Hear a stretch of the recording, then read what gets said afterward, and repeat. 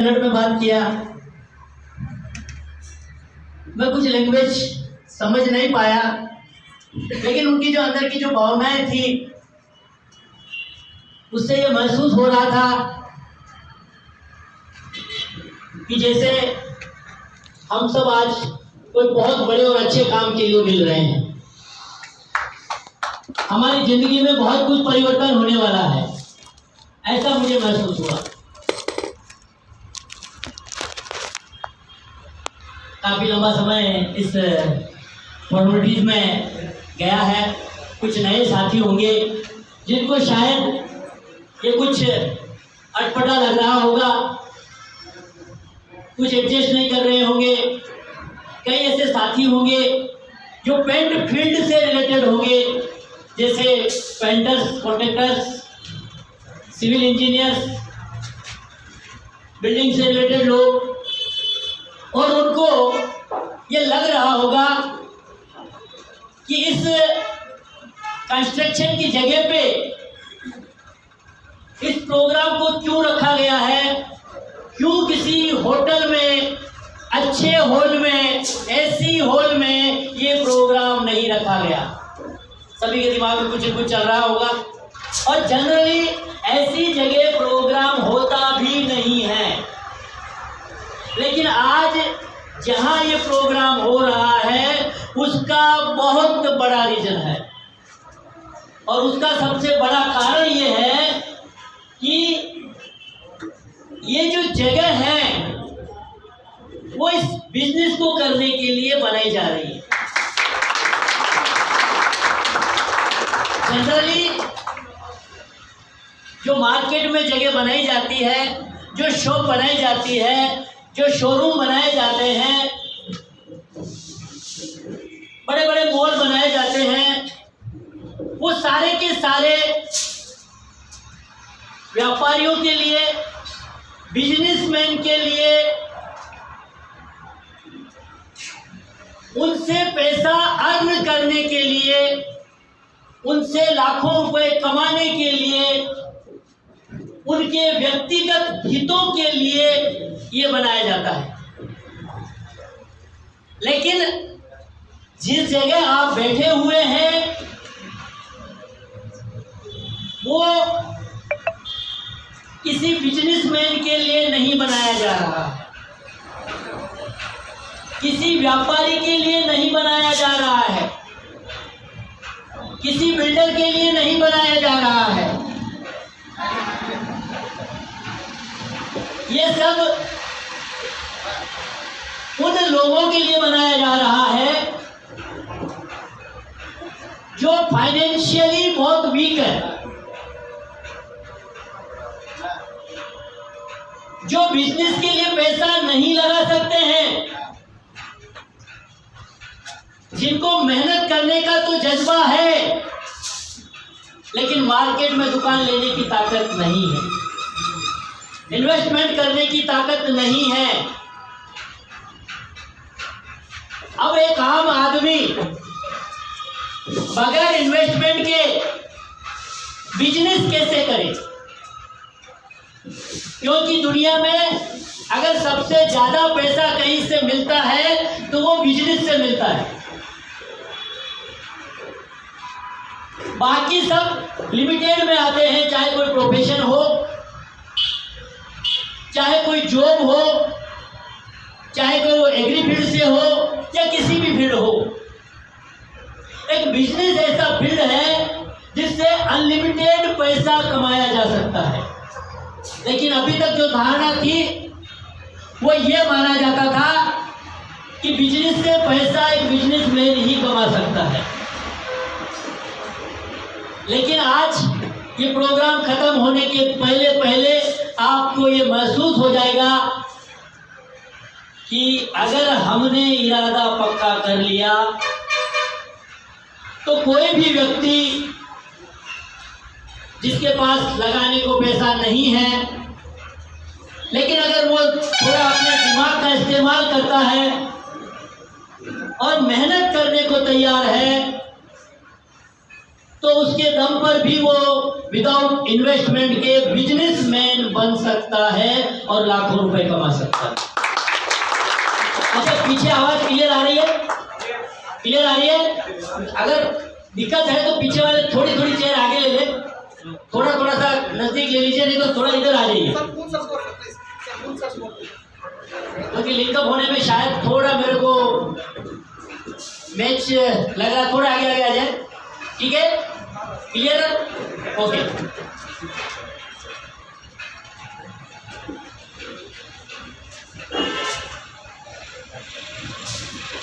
Generally paint की meeting में जो कंपनियां ऑर्गेनाइज करती है और उस फील्ड के पेंटर्स को इनवाइट करती है,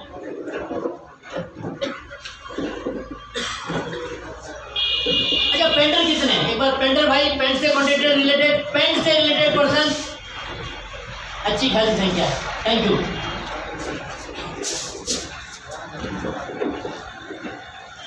जो कंपनियां प्रोग्राम अरेंज करती है वो पेंटर्स के लिए उनको बुलाती है और वहां वो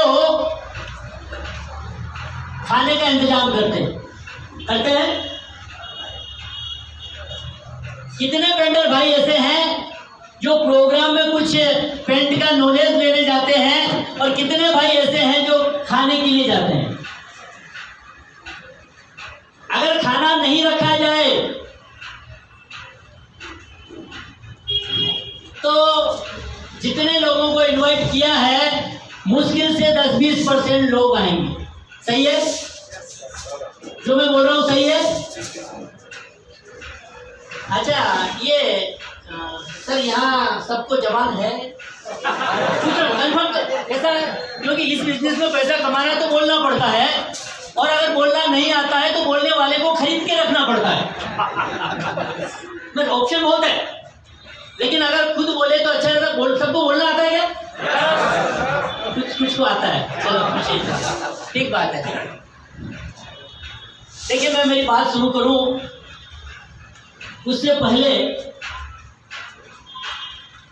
मैं मेरी थोड़ी औकात आपको बता देता हूँ, है ना? औकात का सबको पता रहना चाहिए, और मुझे रोज मेरी औकात को पहले याद करता हूँ और उसके बाद दुकानदारी शुरू करता हूँ।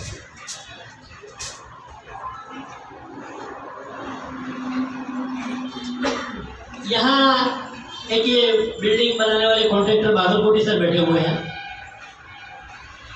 2 डिपो ओनर बैठे हुए हैं, कुछ सीनियर साथी बैठे हुए हैं, और प्रधानमंत्री आवास योजना के इधर के अध्यक्ष मंजूनाथ जी बैठे हुए हैं। और आज अगर मैं इन सब से रिक्वेस्ट करूं कि मैं आज आपके यहाँ आया हूं और मुझे काम की ज़रूरत है, मैंने एमकॉम किया हुआ है, पोस्ट ग्रेजुएशन मेरा हुआ है, और मुझे काम की तलाश है, चाहे मुझे किसी शोरूम पे रखें, मुझे मार्केटिंग का काम भी आता है, मुझे अकाउंटिंग का काम भी आता है, मुझे सेल्स का काम भी आता है, और मुझे कुछ अनुभव भी है, और मुझे इनसे रिक्वेस्ट करना पड़े कि मुझे कहीं काम पे लगवा दीजिए। अब इनकी पहचान है तो कोई शायद शोरूम वाला रखने को तैयार हो जाए।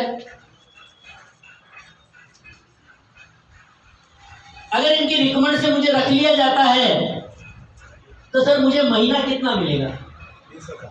20,000? हाँ, मैं तैयार।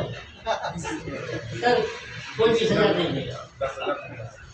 नहीं देगा सर? एक्सपीरियंस है नहीं देते हैं सर। 10 से 12। तो पहला तो ये पूछेंगे आपकी एज कितनी है, मैं बोलूंगा 64। सर नमस्कार।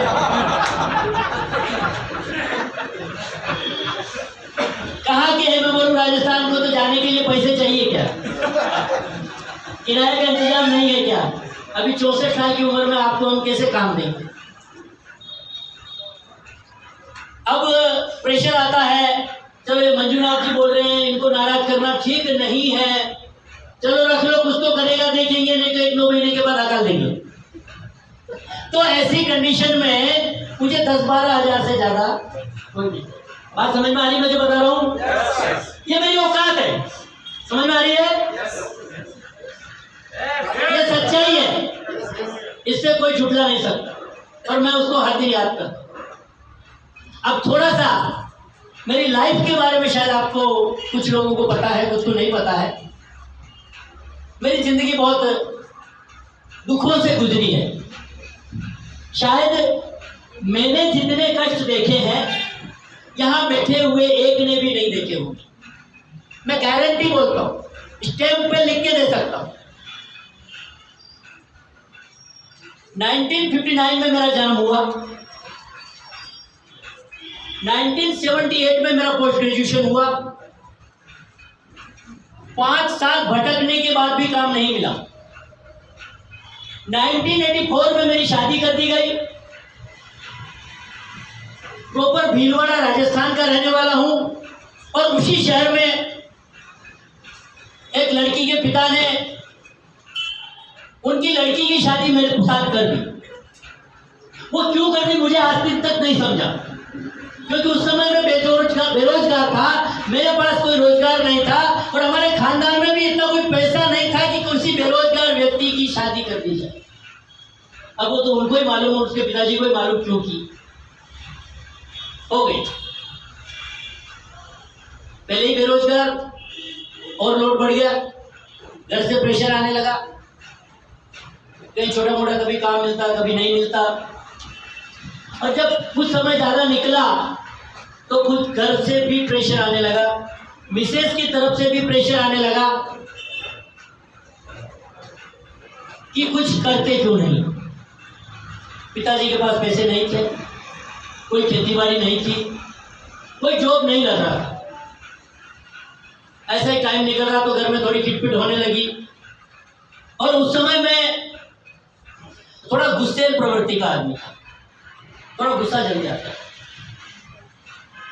तो एक दिन पिताजी ने कुछ बोल दिया। मिसेज रात में क्या करते दिन भर टाइम पास, बाहर जाते नहीं, कुछ नहीं, वो एक प्रेशर। एक दिन कुछ ज्यादा हो गया, थोड़ा कंट्रोल नहीं हुआ और सुबह 5 बजे बगैर किसी को बताए जिस हालत में था उस हालत में मैंने घर छोड़ दिया। स्टेशन आया, ट्रेन पकड़ी, रतलाम में टिकट चेकर आया, टिकट नहीं था, उतार दिया। उसने पैसे मांगे, देने को नहीं था, तंग आके उसने मुझे छोड़ दिया। 2-3 घंटे के बाद दूसरी ट्रेन आई, बैठ गया और महाराष्ट्र आ गया। कुछ नहीं, कोई सहारा नहीं, कोई मंजिल नहीं, कुछ पता नहीं, केवल गुस्सा आया और सहन नहीं हुआ और घर छोड़ दिया। सब कुछ ठीक ठाक था। किसी एक दो एड्रेस मेरे दोस्तों के थे, उनके पते निकाले, उनके पास पहुंचा, थोड़ा कुछ वहाँ सेट होने का कोशिश किया, नहीं हो पाया। उसके बाद मैं नांदेड़ पहुंच गया और नांदेड़ वाले लोग बहुत अच्छे हैं, मुझे संभाल लिया। लेकिन एक थोड़ी सी दिक्कत ये थी कि मैंने जब घर छोड़ा था तो मेरी मिसेस प्रेग्नेंट थी और 5 महीने के बाद न्यूज आई कि आपके यहाँ बेटी पैदा हुई है।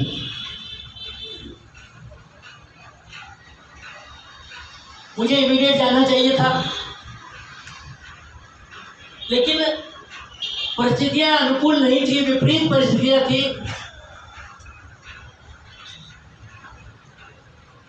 तो मैंने मेरी बेटी का चेहरा 2.5 साल के बाद देखा।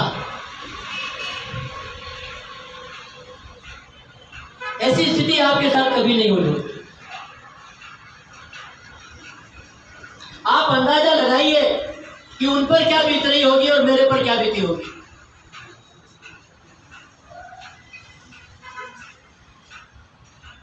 समय की बात है, जब 2.5 साल बाद गया तो भी मेरा कोई फूलों से स्वागत नहीं हुआ।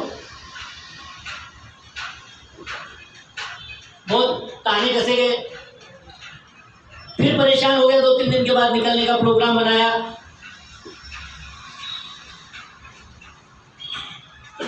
तो पिताजी ने बोला कि अभी तू जा रहा है तो तेरे इनको भी साथ में लेके चल। मेरे पास यहाँ खुद का ठिकाना नहीं था, उनको कहाँ से लाता। मिसेज ने भी बोली कि अब मैं यहाँ नहीं रहूंगी, अगर ऐसा करना था तो शादी क्यों की, तो क्यों की मुझे भी नहीं समझ में आया। हो गई। और मिसेज ने भी जिद पकड़ ली कि अब मैं यहाँ नहीं रहूंगी, मजबूरी से मुझे उसको यहाँ लेके आना। अब रखो कहाँ, मैं तो कहीं भी सो जाता था। बड़ी मुश्किल से किसी के सपोर्ट से एक छोटा सा रूम मिला। उसका उस समय 70 रुपीज कुछ रेंट था, और वो भी मैं टाइम पे नहीं कर पाता।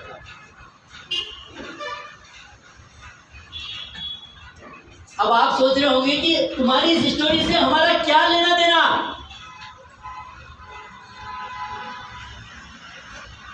लेकिन लेना देना है। अभी आपको सब धीरे धीरे सब समझ में आएगा।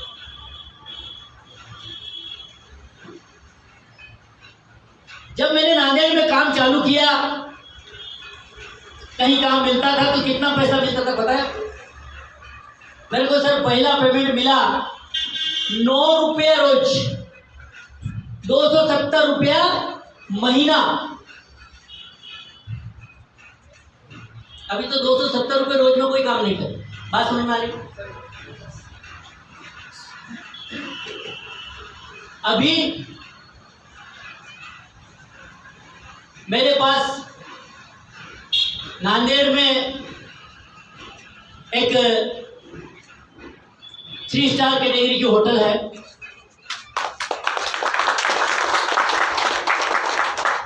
उसमें 5 बैंकेट हॉल है,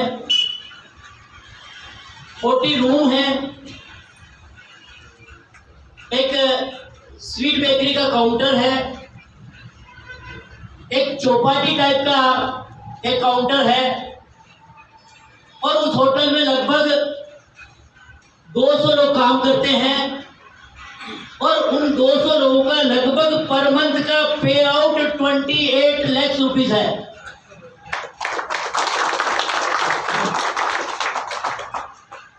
एक 9 रुपए का काम करने वाला आदमी, जिसकी आज औकात कहीं काम मांगने जाए तो कोई 10,000 रुपए मुश्किल से न दे, फिर उसकी इतनी कैपेसिटी कैसे बन गई कि आज वो अपने स्टाफ को 1 महीने की सैलरी 28 लाख रुपए दे रहा है। हम उसमें 3 पार्टनर हैं, लगभग उसमें 50 करोड़ का इन्वेस्टमेंट है। अभी मुझे बताइए, ये बिलीव करने वाली बात है क्या? लेकिन यहाँ कुछ साथी शायद नांदेड़ आए वाले और इन्होंने सारा ये होटल देखे हैं।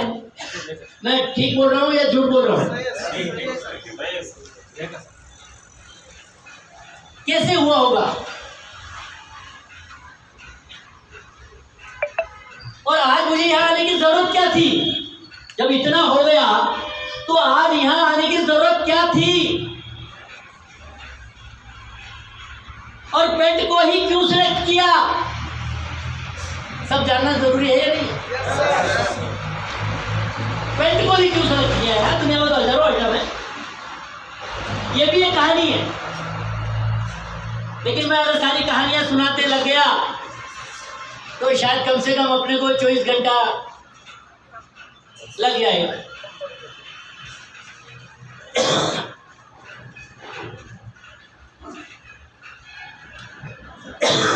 मैं जब नांदेड़ में सेट हो गया, किसी के सपोर्ट से, बगैर सपोर्ट के नहीं होता, वैसे तो नहीं थे ना, लेकिन अगर सपोर्ट मिले और आदमी का इरादा अगर मजबूत हो और मेहनती और जिद्दी आदमी हो तो कुछ भी हो सकता है। और आज मैं उस मुकाम पे हूं और इसीलिए यहां पे आया हूं कि अगर कोई व्यक्ति जिद्दी है, मेहनत कर सकता है, बगैर पैसे के भी वो लाखों नहीं करोड़ों रुपए कमा सकता है। लेकिन वो जिद होनी चाहिए, वो जज्बा होना चाहिए। नॉलेज वैल्यू नहीं रखता है। दुनिया में ऐसे कई लोग हैं जिनसे मुझे कई गुना मेरे से ज्यादा नॉलेज है।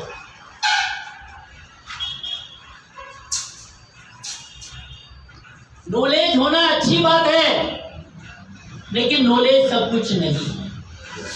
अगर वो नॉलेज हमारी प्रोग्रेस में सपोर्ट नहीं करता है, हम कुछ अच्छी पोजीशन पे नहीं पहुंच पाते हैं, अर्निंग नहीं कर पाते हैं, घर की सारी जरूरतें बहुत अच्छे से पूरी नहीं कर पाते हैं, तो फिर ऐसे नॉलेज का क्या फायदा।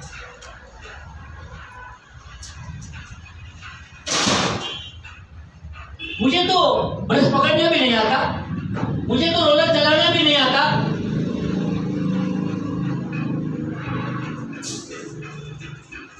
लेकिन यहां ऐसे कई साथी बैठे हुए हैं जिनको रोलर चलाने भी आता है, ब्रश चलाने भी आता है,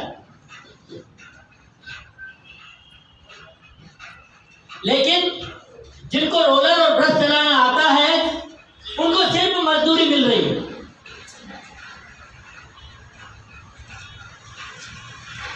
और जो पेंट के आपके शहर में जो बड़े बड़े डीलर हैं, जिनको रोलर चलाना नहीं आता, ब्रश चलाना नहीं आता, लेकिन वो लाखों रुपए कमा रहे हैं। कमा रहे नहीं कमा रहे? और वो किसकी वजह से कमा रहे हैं? किसकी वजह से कमा रहे हैं? पेंटर की वजह से, राइट? पेंटर में वो पावर है, पेंटर में वो ताकत है जो किसी भी कंपनी को उठा सकता है और किसी भी कंपनी को गिरा सकता है।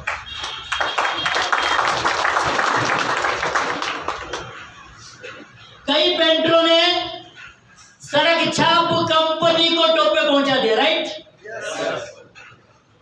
और यहां कई कंपनियां आई, कईयों ने शोरूम खोले और कई गायब हो गई। सही बोल रहा हूं? जब उनमें वो सब पावर थी, वो गायब कैसे हो गई? और जिसमें कुछ ताकत नहीं थी, वो ऊपर कैसे उठ गई? कौन किया है? पेंटर्स ने किया। मतलब किसी को भी उठा भी सकते हैं और किसी को भी सुला भी सकते हैं। और ये सिलसिला उठाने का और सुलाने का बरसों से चल रहा है, लेकिन इस उठाने और सुलाने के सिलसिले में हम कहां पे हैं? ये कभी फोकस हुआ क्या? हम कहां पे हैं? हम वहीं पे हैं।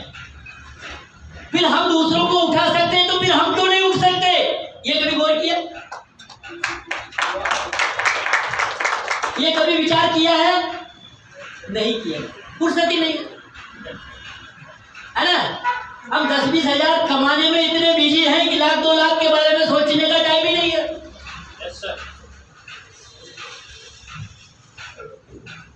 आज उन डीलर्स के बच्चे पता है कहां पढ़ते हैं? सरकारी स्कूल में, लोकल के कोई सादे सुदे स्कूल में। उनके बच्चे इंटरनेशनल लेवल के स्कूल में पढ़ते हैं, नहीं तो बड़े बड़े शहर में पढ़ने को जाते हैं, नहीं तो फॉरेन में जाते हैं। उनके पास रहने को बहुत बड़ी बड़ी बिल्डिंगें हैं, बड़े बड़े घर हैं, 3-3, 4-4 मंजिली पेंट के शोरूम हो गए हैं, 2-2, 4-4 कारें हैं।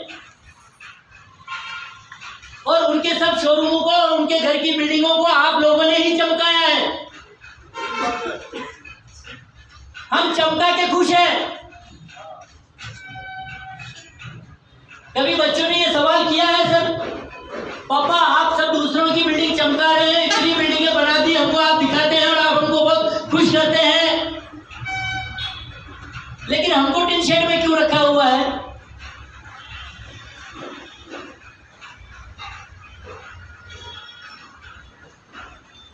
हमको क्यों 200-300 स्क्वायर फीट के घर में रखा हुआ है? क्या है जवाब आपके पास? अगर आपके बच्चे ये सवाल करें तो कोई जवाब है? या उनकी कोई गलती है? क्या उनका ये सवाल गलत है? सही है? क्या उन्होंने सरकारी स्कूल में पढ़ने का ठेका लिया हुआ है? क्या उनका हक नहीं है कि वो भी इंटरनेशनल स्कूल में पढ़े? कौन है इसके लिए जिम्मेदार? हम खुद हैं। अगर आज आपको ऐसा कोई मौका मिले, जितनी बातें मैंने की, अगर वो जिंदगी में आपके साथ हकीकत में बदल सके, रियल हो सके, तो कैसा रहे?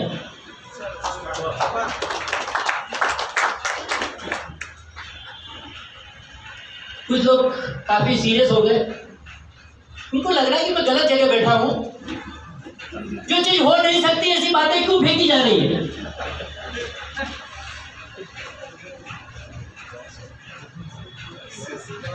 हजम भी होना चाहिए, हर एक बात हजम नहीं होती है। अब मैं कुछ भी बोलूं, वो अपना अपना क्राइटेरिया तय कर सकते हैं और जितनी हजम हुए उतनी ले ले, बाकी छोड़ दें, टेंशन नहीं।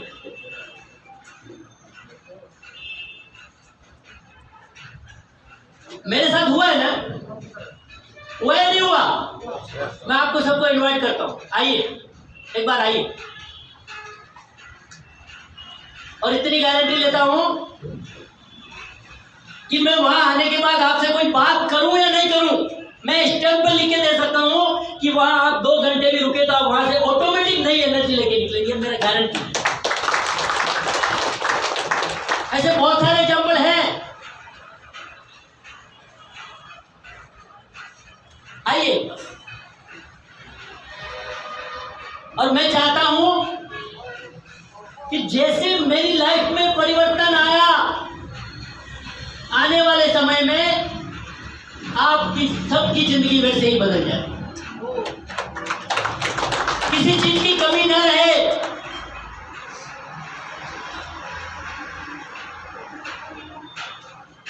आप में से ज्यादातर शादीशुदा होंगे, घर में बीवी है, वो भी किसी की बेटी है, क्यों सौंपा होगा, आपके हवाले क्यों किया होगा? घर में खाना पकाने के लिए, आपका दोनों टाइम पेट भरने के लिए, नमक कम हो गया तो गालियां खाने के लिए,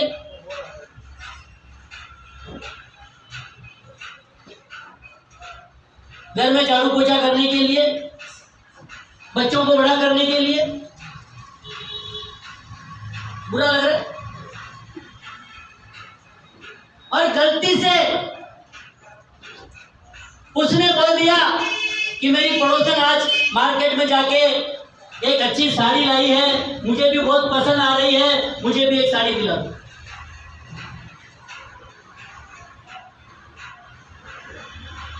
क्या ऐसे बोलते बराबर चल पहले फटाफट तैयार हो, अभी के अभी चल, अभी 2 मिनट में लेके आ जाते हैं, ऐसे कितने बहादुर है?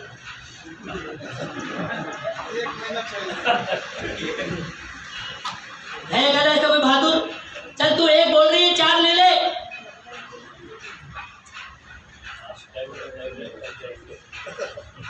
कोई है क्या? क्यों आई होगी वो आपके घर में यार, अपने पापा पिताजी का घर छोड़ के? और ज्यादा जिद करे तो क्या करते हम? क्या करते? हमारे उधर बहुत मर्दानगी दिखा है, पर इधर तो मुझे नहीं पता, मैं उधर की बात करूँगा। हाँ, जान जाती है मर्दानगी, 3 बार बोल दिया तो हमें उधर की बात। सभी जगह मुझे नहीं पता। क्या अगर वो कोई फरमाइश कर रही है तो गलत कर रही है? क्या उसको वो सब अधिकार नहीं मिलना चाहिए? सब अधिकार मिलना चाहिए, लेकिन हम उनके अधिकारों की क्या पूर्ति कर पा रहे हैं? नहीं कर पा रहे हैं, आसपास भी नहीं है। और हम जब बार बार बच्चे बीवी कुछ फरमाइश करते हैं तो हम कुछ कामों में पीएचडी कर लेते हैं, एक्सपर्ट बन जाते हैं बहाने बनाने के, ऐसे ऐसे बहाने ढूंढते हैं कि वो पैक हो जाते हैं। चलो यार ठीक है, जाने दो, अब छोड़ दिया जाने। उनको पता है, वो अंदर अंदर बोलती है हमको पता तेरी औकात, अंदर अंदर, बाहर बोल नहीं सकते, क्योंकि बाहर बोले तो मर्द जाग जाता है। कैसा सहन करती है आपको यार, अंदाजा लगाओ आप।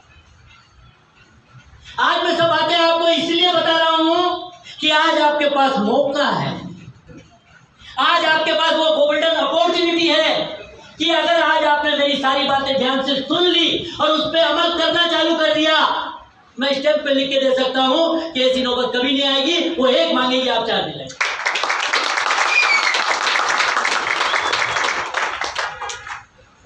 जैसे आपने दूसरों की बड़ी बड़ी बिल्डिंगें चमकाई है, उससे बड़ी बिल्डिंग आपकी हो सकती है।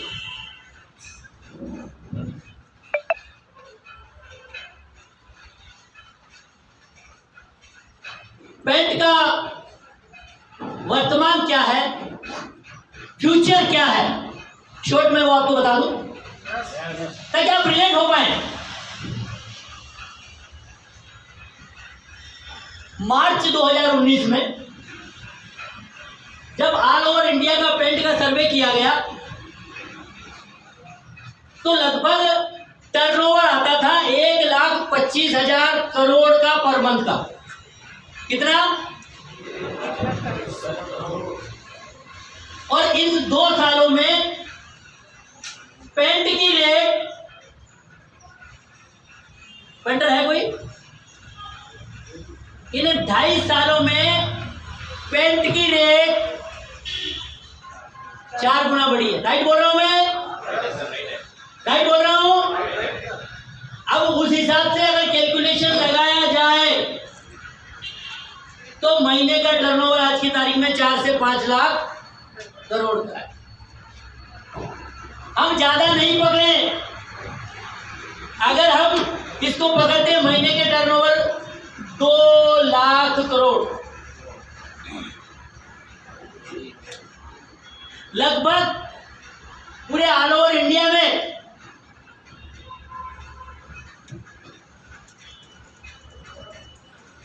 5 लाख पेंट के छोटे बड़े कॉन्ट्रैक्टर हैं सर। कितने?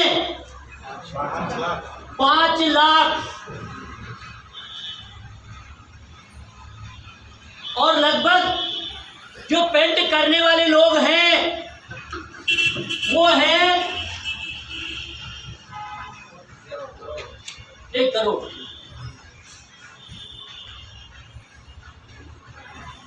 इसका मतलब ये हुआ कि लगभग 1 करोड़ से ज्यादा परिवार अपनी जिंदगी इस पेंट के भरोसे बिताते हैं। बात समझ में आ रही क्या? ये जानना जरूरी है, हमने ये फील्ड क्यों पकड़ा, इसी को क्यों सिलेक्ट किया, और ये सब जानकारियां जुटाने में, सारी कंपनियों के पेंट को चेक करने में, उनका इतिहास जानने में हमको 5 साल लगे। ऐसे एक दिन में नहीं उतरे। और खुशकिस्मती से मेरी होटल में 3 पार्टनर हैं। एक पॉलिटिशियन है, एमएलए के भाई हैं, और एक बिजनेसमैन है जिनकी ऑलरेडी पेंट की फैक्ट्री है, ये तुलसी। उस होटल में हम 3 पार्टनर हैं। अब ये कनेक्शन कैसे आया अभी आपको थोड़ा समझ में आ रहा है। और ये उनसे जुड़ाव आज से नहीं है, 2004 से है। होटल 2019 में चालू किए और उसी वजह से होटल में साथ में आए। और जब मैं होटल में साथ में आया तो मुझे पेंट के बारे में जानने का मौका मिला। तो कई बार बातें होती थी, तो मेरा उसमें इंटरेस्ट जगा। और खुशी की बात यह है कि जैसे यहाँ जैसी एक बिल्डिंग बन रही है, पिछले लगभग 20 सालों में मैंने भी 18 बिल्डिंगें बनाई सर। कितने? 18 बिल्डिंगें बनाई। और बिल्डिंगें बनने के बाद जब आखिरी में किसी से पाला पड़ता था तो वो पेंटर थे। कई पेंटरों ने मुझे डुबाया, एडवांस लेके जाते गायब, हफ्ते को पगार दिया, अगले दिन वापस एडवांस मांगते थे। पूछता हूँ भाई कल सैलरी हुई, एडवांस किस बात का? तो बोले गाड़ी में पेट्रोल डालने के पैसे नहीं है, वो उधारी में चुप गए। ऐसे कई कई नए अनुभव आए। उसके बाद मेरी उसमें जिज्ञासा बढ़ी और पिछले 5 सालों में लगभग 3 से 4 हजार पेंटरों से मिला, 100-200 सिविल इंजीनियर से मिला और कई पेंटरों के घर में गया, बहुत समय बिताया, उनके फैमिली के बारे में जाना, उनके बैंक बैलेंस के बारे में जाना, उनके बच्चे कहाँ पढ़ते हैं उसके बारे में जानकारी ली, किराए से रहते हैं, घर का मकान है क्या नहीं है, बच्चे कितने बड़े हैं, कहाँ पढ़ते हैं, उनकी क्या पोजीशन है, सब जानकारी लेने के बाद डिसीजन लिया। अब समझ में आ रही बात? शायद अगर पेंटर मुझे धोखा नहीं देते, मुझे नहीं डुबाते, तो शायद मेरा इंटरेस्ट नहीं जागता, और नहीं जागता तो शायद अभी हम बात नहीं कर रहे हो। जगह तो उन्होंने जो भी किया अच्छा के लिए अच्छा किया, इसलिए आज हम यहाँ हैं। तो आज सब ज्यादा अच्छा करने मत लग जाना और दूसरों के साथ। हमने जो पेंट बनाया है सारी कंपनियों के पेंट का ऑपरेशन करने के बाद बनाया। वो टेंशन लेने की जरूरत नहीं, करोड़ों रुपए आपके नहीं लगे वाले, हमारे लगे वाले। और ऑल ओवर इंडिया को ध्यान में रख के ये प्लानिंग की जा रही है। आज एशियन की कितनी फैक्ट्रियां हैं किसको पता है? एशियन पेंट की मालूम नहीं? एशियन पेंट की आज पूरे ऑल ओवर इंडिया में सर 39 यूनिट्स है। कितने? 39 यूनिट्स है। बर्जर के साथ है, नेरोलॉक के 13 यूनिट है।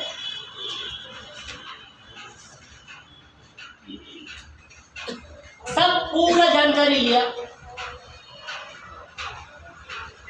उनके पेंट को भी चेक किया और उसके बाद हमने इसमें उतरने का फैसला किया। ये तुलसी पेंट फैक्ट्री 25 साल पुरानी है, इंटरनेशनल अवार्ड कई मिल चुके हैं। क्वालिटी के बारे में सोचने की जरूरत नहीं है, लेकिन आज जो हमने इनके साथ मिलकर जो प्रोडक्ट दे रहे हैं उन प्रोडक्टों का मार्केट से कोई लेना देना नहीं, ये सीधा आपसे हमारा लेना देना। मार्केट वाले को सबको हमने साइड में कर दिया है, इनके लिए कोई हम डीलर बनाने वाले नहीं हैं। हम खुद की ऐसी बिल्डिंगें बना रहे हैं और हम अपने ही लोगों को वहां बिठाएंगे। हम उनको आप प्रॉफिट नहीं देना चाहते, वो पैसा हम पेंटर्स भाइयों के लिए बचा रहे हैं।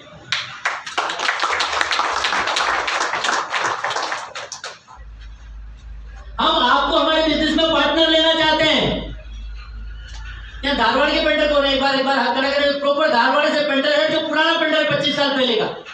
आगे आ जाइए सर, एक चेयर दीजिए यहाँ, जो 25